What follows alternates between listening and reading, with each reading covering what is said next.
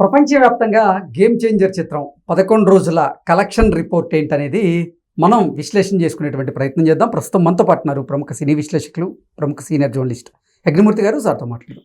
Sir నమస్తే. Sir నమస్తే Krishna. Game changer చిత్రం ప్రపంచవ్యాప్తంగా విడుదలై 11 రోజులు దాటింది. 11 రోజుల కలెక్షన్ రిపోర్ట్ ఏంటి అంటే ఏం చెప్తారు సార్? సంక్రాంతి సీజన్లో మొదట వచ్చిన సినిమా గేమ్ చేంజర్ అని మనందరికీ తెలిసిందే.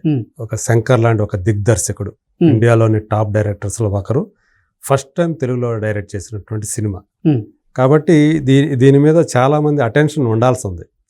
సో ఆ మేనియా కనిపించాల్సింది, కానీ ఎందుకనో సినిమా రిలీజ్కి ముందు ఆ మేనియా కనిపించలేదు. దాని ప్రధాన కారణాలు రెండు. ఈవెన్ RRR లాంటి సినిమా తర్వాత గ్లోబల్ స్టార్ అనే ఒక ట్యాగ్ పొందినటువంటి రామ్ చరణ్ హీరోగా నటించినప్పటికీ కూడా సో కలెక్షన్ వైజ్గా చూసుకుంటే, అడ్వాన్స్ బుకింగ్స్ సేల్స్ పరంగా చూసుకుంటే ఆశించిన రీతిలో కనిపించలేదు అనేది ఒక వాస్తవం కనిపిస్తుంది. దీని ప్రధాన కారణం ఏంటంటే శంకర్ ఫామ్లో లేకపోవటం. సో ఆయన ఈ సినిమాకు ముందు రిలీజ్ అయినటువంటి భారతడు సినిమా ఏదైతే ఉందో అది డిజాస్టర్ అయింది. తమిళనాడులో కూడా భారీ డిజాస్టర్. సో దాంతో ఒక రకమైనటువంటి నెగటివిటీ ఒకటి మొదలైంది. అంటే ఆయన తీసిన విధానం, సినిమా డిజాస్టర్ అవ్వటం, కలెక్షన్ ఒక పక్కన ఉంచితే అసలు ఆయన డైరెక్షన్ మీదే చాలా నెగిటివిటీ వచ్చింది. అది కూడా ఒక రకంగా రిఫ్లెక్ట్ అయింది చెప్పాలి. పైగా ఏంటంటే ఇది 3 సంవత్సరాల పైన అయింది సినిమా స్టార్ట్ అయ్యి గేమ్ చేంజర్.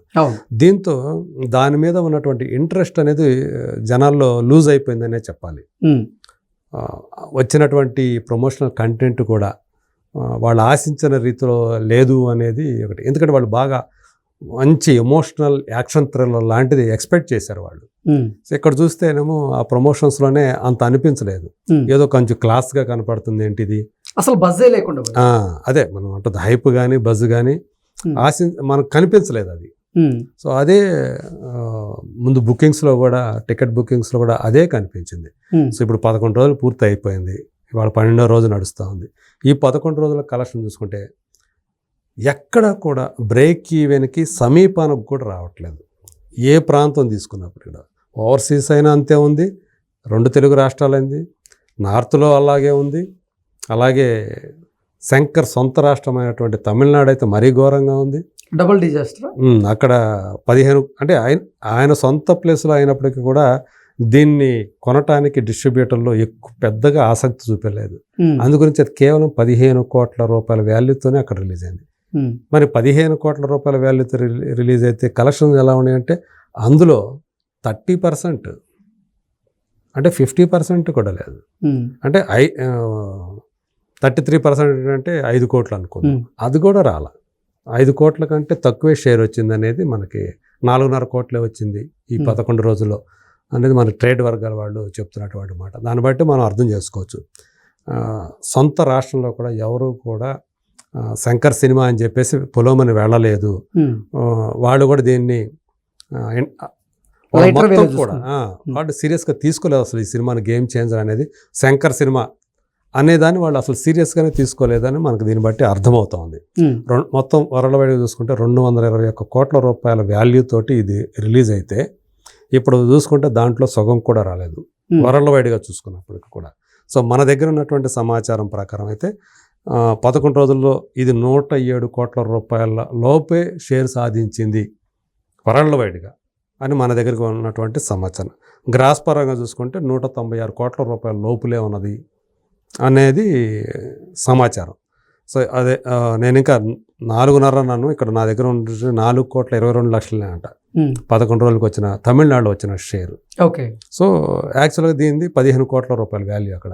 సో దాన్ని బట్టి అక్కడ డబుల్ డిజాస్టర్ అంటానికి అన్ని అర్హతలు ఉన్నాయని చెప్పుకోవాలి. తెలుగు రాష్ట్రాల్లో, ఈవెన్ తెలుగులో చూసుకుంటే తెలుగు రాష్ట్రాల్లో కూడా ఇది 221 కోట్లలో 122 కోట్లు తెలుగు రాష్ట్రాల బిజినెస్ వాల్యూ అని లెక్కగట్టు ఒక అంచనా. సో కానీ ఇప్పటివరకు ఈ సినిమాకి వచ్చింది ఈ 122 కోట్లకు గాను 67 కోట్ల రూపాయలు మాత్రమే వచ్చింది అనేది షేరు మనకు అందుతున్నటువంటి సమాచారం. ఈవెన్ అక్కడ 100 కోట్ల గ్రాస్ కూడా కాల. సో వాళ్ళు మొదటి రోజు 186 కోట్లు గ్రాస్ అని వేసుకున్నారు కదా.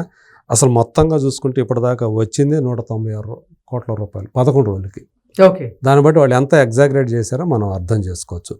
ఇక్కడ అంటే మొత్తం మొదటి రోజే 186 కోట్ల రూపాయలు కలెక్ట్ చేసినట్లుగా ప్రపంచవ్యాప్తంగా ఇచ్చారు. చేస్తే 11 రోజులకి ఏ రేంజ్లో రావాలా, ఉమ్. కానీ 11 రోజులకి ఇప్పుడు వచ్చింది మన దగ్గర ఉన్న దానిపైకి 195,65 రూపాయలే ఉమ్. అని మనకు అందుతున్నట్టు సమాచారం గ్రాస్.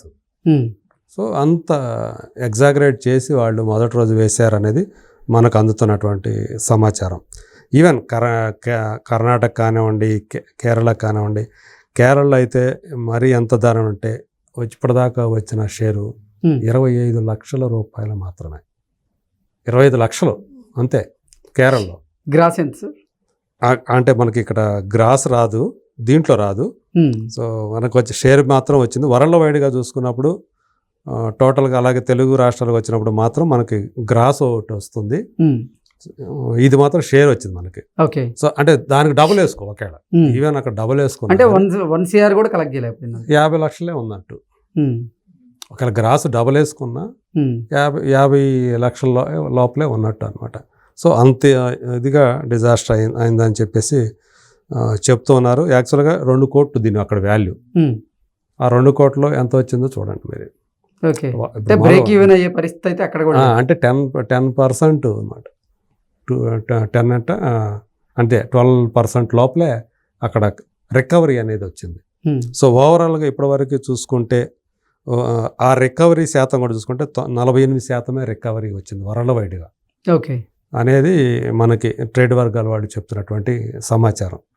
సో ఈవెన్ ఏదైతే దిల్ రాజుకి కానివ్వండి, లేదంటే రామ్ చరణ్కి కానీ ఒక బలమైనటువంటి ఏరియాగా ఉంటూ వస్తున్నటువంటి తెలంగాణలో చాలా తక్కువగా ఆంధ్రాతో పోలిస్తే ఆంధ్ర అనేది ఇంకా చెప్పాలంటే చాలా బలమైనటువంటి ఏరియాగా ఈ సినిమాతోటి నిలిచింది ఆయనకి. అంటే ఇప్పుడు ప్రపంచవ్యాప్తంగా గేమ్ చేంజర్ రిలీజ్ అయిన నేపథ్యంలో ఎక్కువగా కలెక్ట్ చేసినటువంటి ప్రాంతం ఏది సార్ గేమ్ చేంజర్? అది ఆంధ్ర ప్రాంతమే, సీడెడ్ కూడా కాదు. నెల్లూరు నుంచి ఇక్కడ దాకా మన వైజాగ్ అంటే ఉత్తరాంధ్ర దాకా ఉన్న ప్రదేశం ఏదైతే ఉందో 6 ఏరియాస్ కలిపి ఇది ఆంధ్ర ప్రాంతం అనుకుంటే ఇదే దానికి వెన్నుదనుగా నిలిచింది.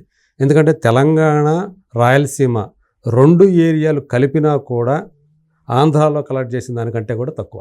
ఓకే.